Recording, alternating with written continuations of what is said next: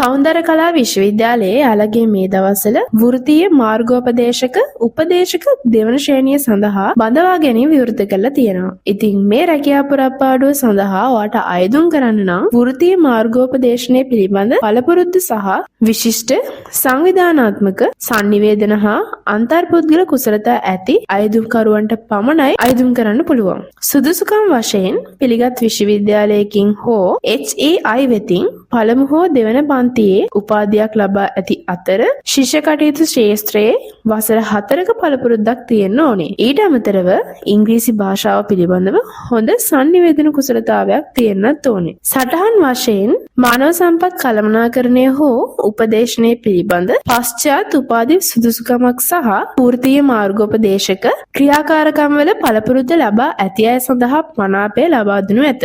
අයදුම් කිරීමේදී වයස ලෙස අයදුම් පත්‍රයේ බාර ගන්නා අවසන් දිනට වයස අවුරුදු 22කට නොඅඩු සහ වයස අවුරුදු 45ට නොවැඩි විය යුතුය. ඉතින් මේ රැකියා පුරප්පාඩුව සඳහා අයදුම් කිරීමට අවසාන දිනය තියෙන්නේ නොවැම්බර් මාසේ 11 වෙනිදා. 11 වෙනිදාට කලින් අයදුම් කරන්න අමතක කරන්න එපා. ඉතින් මේ ජොබ් වේකන්සි එකට ඇප්ලයි කරන්න කොහොමද කියලා දැනගන්න ඩිස්ක්‍රිප්ෂන් එකේ තියෙන ලින්ක් එකට යන්න. එහෙමත් නැත්නම් findy.lk jobs category එකට visit කරලා ජොබ් එකට ඇප්ලයි කරන විදිය කොහොමද කියලා දැනගන්න පුළුවන්. ඉතින් මේ වගේ ජොබ් වේකන්සිස් ගැන තවත් දැනගන්න findy.lk jobs අපිත් එක්ක දැන් එකතු වෙන්න.